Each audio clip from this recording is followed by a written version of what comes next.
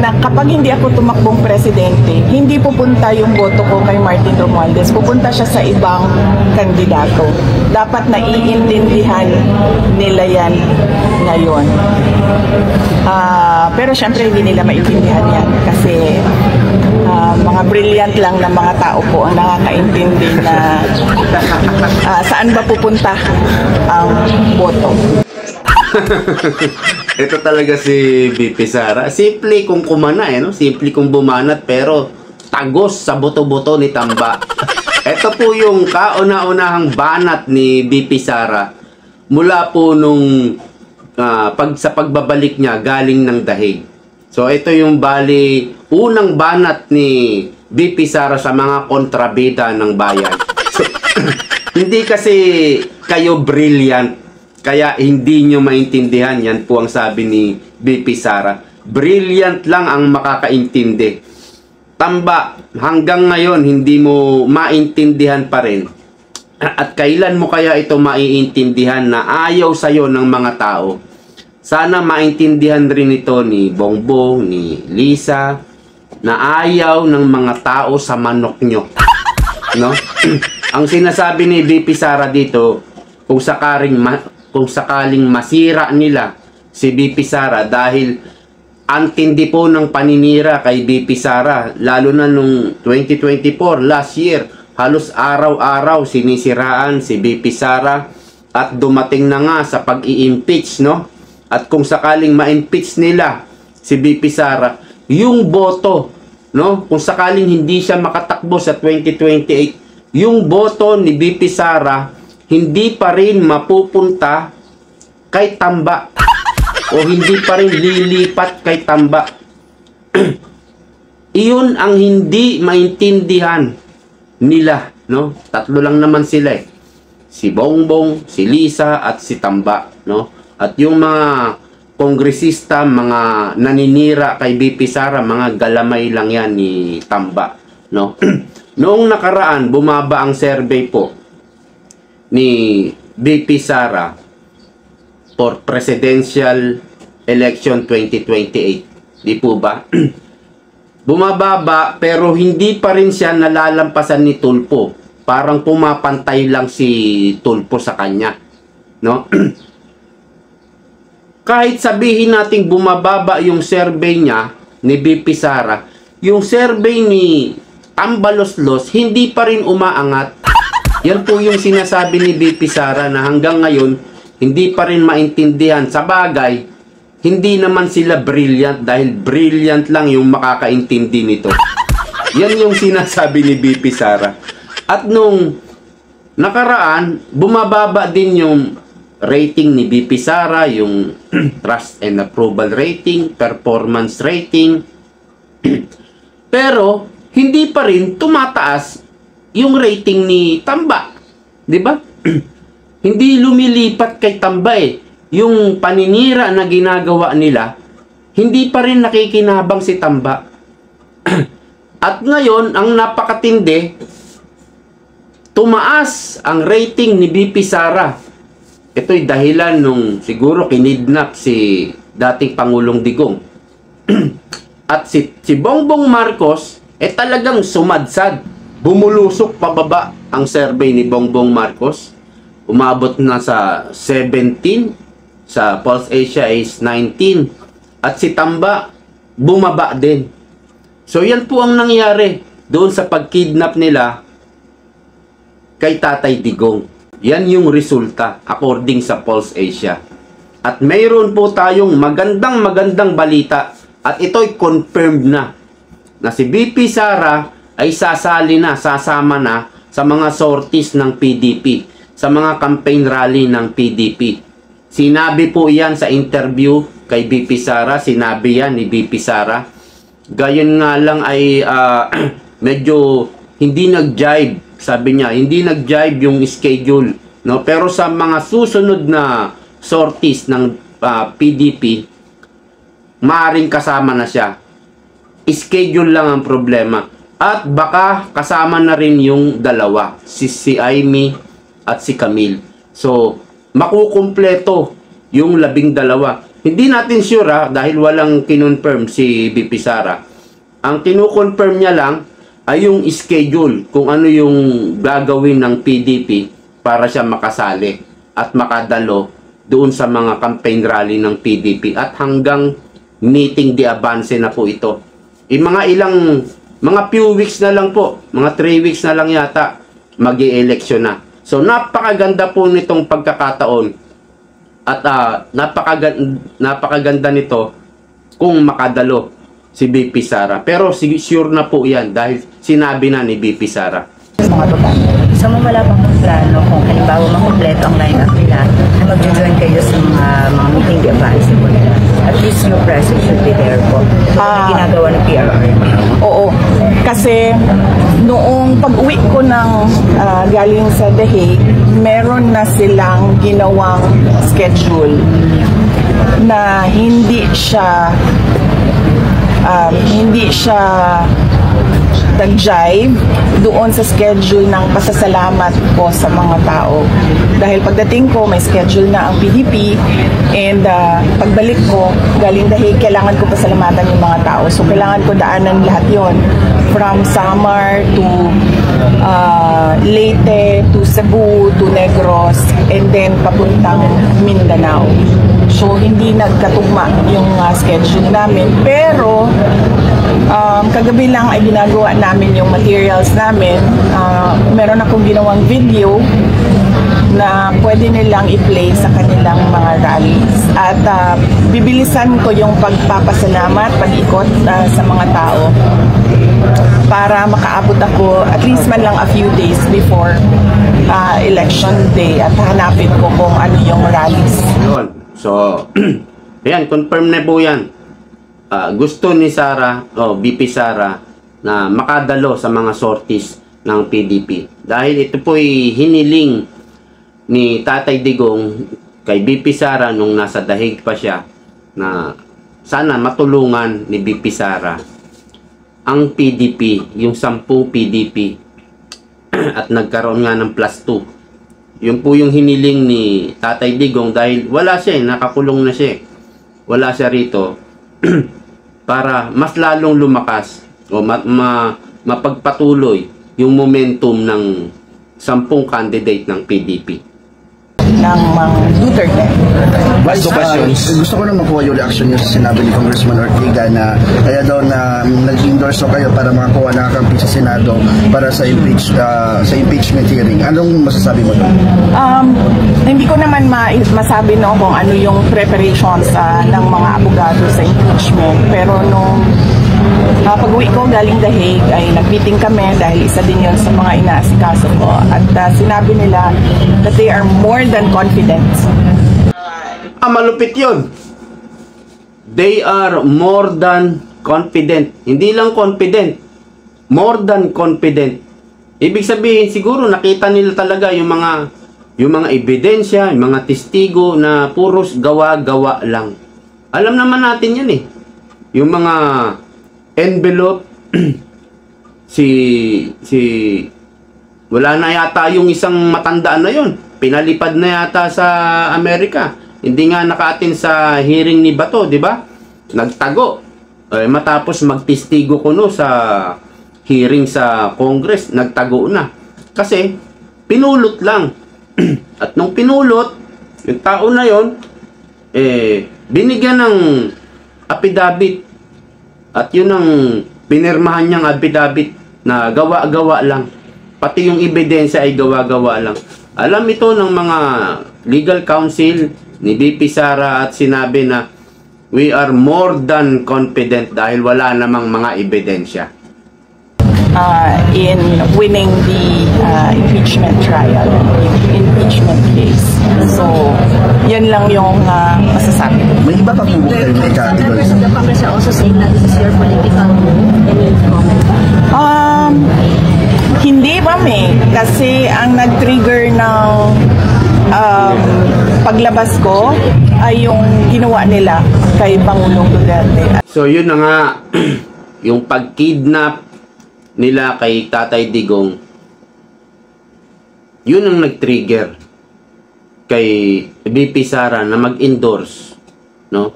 lalo na kay Amy at Camille, at i-endorse niya rin yung 10 ng PDP.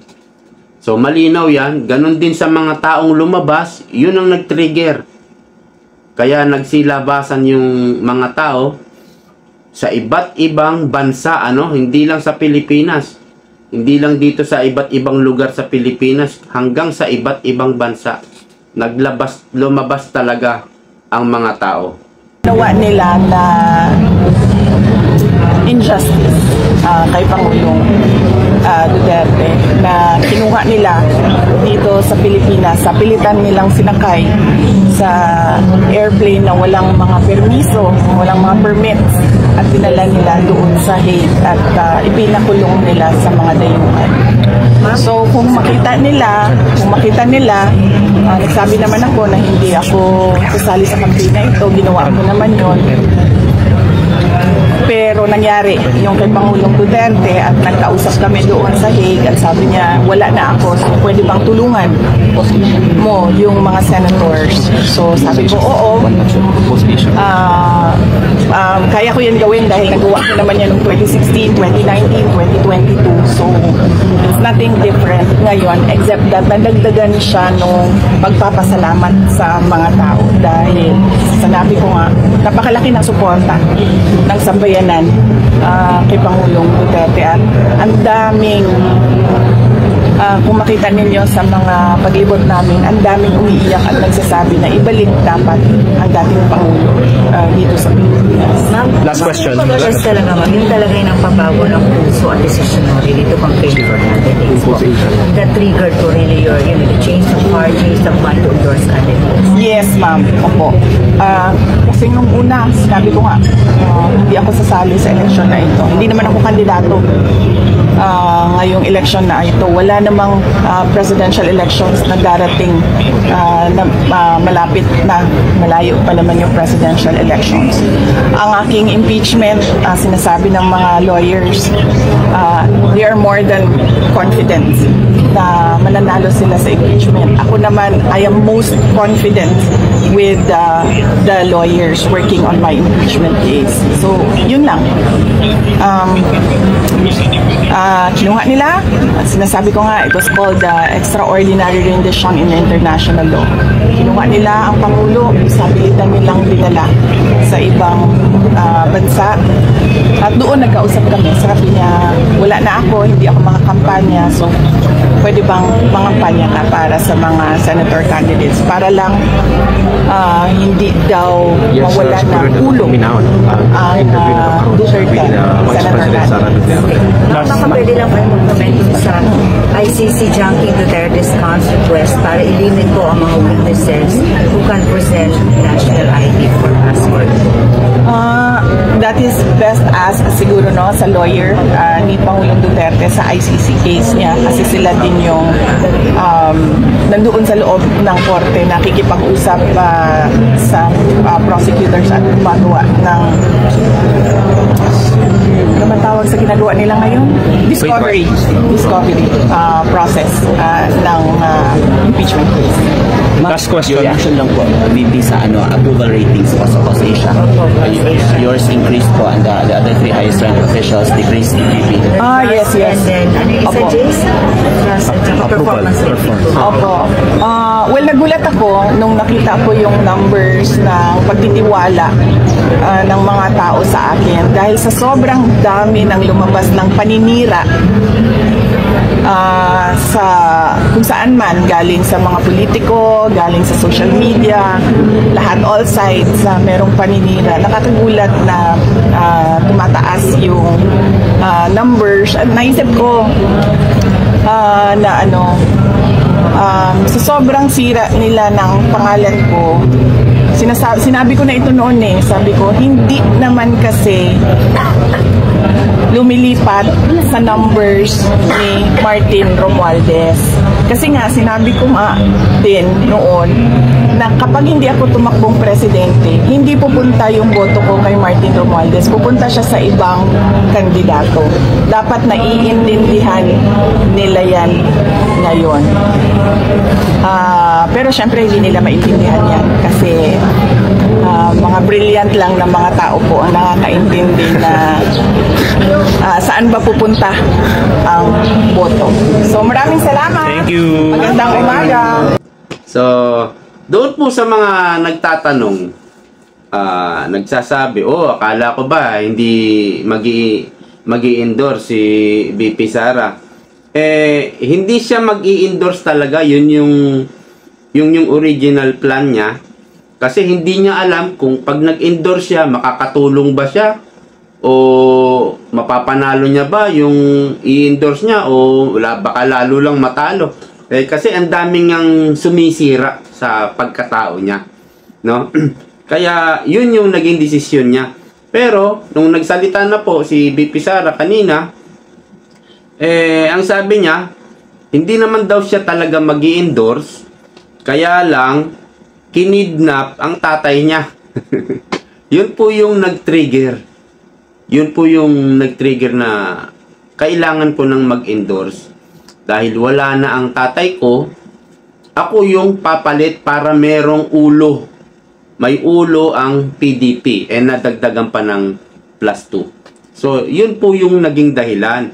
Kung hindi nyo pinakidnap si Tatay Digong, hindi talaga makikialam sa endorsement si BP Sara. So, hanggang sa meeting de avance, inaasahan natin yung huling araw ng kampanya, inaasahan natin magiging malaki ito. At dadalo doon si BP Sara, siguro sa Luneta na lang ganapin. Ang dami pong dadalo dyan, ang dami pong a-attend dyan ng mga kababayan natin. Ngayon naman sa mga nagtatanong regarding po sa pag-endorse ni BP Sara kay Amy at Camille, actually may nagtanong pala na reporter, mayroon daw po ba itong basbas kay Pangulong Duterte, kay Tatay Digong? May basbas daw po ba ito ni Tatay Digong, yung pag-endorse ni BP Sara kay Amy at Camille? Ang sagot po ni BP Sara ay wala, dahil hindi raw nila ito napag-usapan nung nasa The Hague pa si BP Sara. At nung nakabalik na siya sa Pilipinas, parang biglaan lang. Ewan ko, yun ang sabi ni Amy. Biglaan lang itong pag-endorse. So, siguro kung nai-open ito ng maaga ni BP Sara at kung meron talagang pag-uusap sila ni Amy, nabanggit sana ito ni BP Sara nung nandun pa siya sa The Hague. Kaya lang wala siguro talaga silang plano. At si BP Sara, wala pa sigurong plano na i-endorse niya si Amy at si Camille. Dito na lang siguro pagbalik niya, dun lang na buo yung plano to endorse nga yung dalawa. Ang napag-usapan lang nila ay yung 10 PDP candidate. Yun po yung napag-usapan nila ng ni BP Sara at ni Tatay Digong. At nag-oo si BP Sara at yan daw ang kanyang obligasyon sa ngayon. So, dahil nga wala na si Tatay Digong, si BP Sara ang magiging ulo sa pag-i-endorse. Halimbawa, sabihin na natin sa kampanya, itong natitirang mga few weeks na lang, at nagkaroon nga ng +2 si Amy at si Camille Villar. At sabi niya, ito naman matagal na niyang mga kaibigan. At si Camille matagal din sila nag-uusap na rin sila tungkol naman hindi sa politika. Ang kwento niya ay tungkol sa pagiging ina. Yan yung mga topic daw nila kung sila ay nag-uusap. Ewan ko kung sa online, sa chat, or sa personal. So yan po yung mga sagot ni BP Sara sa kanyang latest interview. At i-highlight lang natin na si Tamba ay hindi talaga makaintindi hanggang ngayon. Hindi niya maintindihan na ayaw sa kanya ng mga tao. At ako'y naniniwala this coming election, Kasi maraming mga galamay niya na kongresista na tagilid po sa kampanya. At yung iba, hindi na nga congressman ang itinatakbo. Yung iba ay governor, yung iba mayor. Hindi na magiging congressman yun. Matalo manalo. So, ang nakikita ko rito sa election dito, si Tamba, wala na pong kalaban doon sa bayan niya. Pinadisqualified niya lahat ng kalaban niya. At syempre, alam ko, baka tinapatan yan. Tinapatan niya. No? Alam yun, tinapatan. Para hindi na tumakbo. Para masigurado niya na siya ang mananalo sa posisyon, no, bilang congressman. Bakit siya, bakit ganyan ang ginawa niya? Eh, di ba, pinadisqualified niya yung isang pinakamatinding kalaban niya? Bakit ang ginawa niya? Kasi wala na siyang tiwala sa sarili niya. Hindi niya na alam kung mananalo ba siya o matatalo. At baka sa sobrang takot niya, baka matalo siya, eh, gumastos na. Alam niyo na. So, kung nagagawa niya yan na mapadisqualified yung kalaban, pwede niya ring magawa yung iba. No? Pwede niya ring magawa. Hindi ko alam. Ang hirap kasi magsalita. Pero bakit may mga ganong pangyayari? At yung mga dayaan na naririnig natin na kung mangyari ito, wag naman sana, baka ang bansa daw natin ay maging narco country. Kung mahawakan nila ang Congress, sa bagay nakaraan, hawak na nila, at kung mahahawakan pa nila ang Senado, baka maging narco country na po ang Pilipinas. Napakasaklap po pag nangyari yan. At napakamalas ng mga Pilipino. Kapag natalo sila, si Marcoleta, si Ipe, talagang lumalaban. Si Jimmy Bondoc, medyo mababa lang si Vic Rodriguez, at yung iba pa, no? Pero hindi nga natin malaman talaga ang tunay na survey dahil halos hindi na natin pagkatiwalaan ng tunay na survey unless sa last survey. Lalabas po yan sa first week of ng May or bago mag-eleksyon, lalabas po ang pinakahuling survey. At doon, tignan po natin yung survey ng SWS at survey ng Pulse Asia. Dahil kapag iniba nila sa totoong survey nila, anong sinasabi kong iniba? Kasi siyempre, pag nagkabayaran alam nyo yung mind conditioning, pag nagkabayaran baka ibahin pa rin nila yung survey nila at hindi na yun yung tutugma na magiging resulta ng eleksyon. Malayo na sa survey nila, hindi na sila pagkakatiwalaan pag ganun. Sa mga last survey kasi, hindi na tumatanggap yan. Yung tunay, yung totoong survey nila, yun yung ilalabas niya. Doon yun, para magtugma sa resulta ng eleksyon. Okay, hanggang dito na lang po. Maraming salamat sa panonood. See you po next time.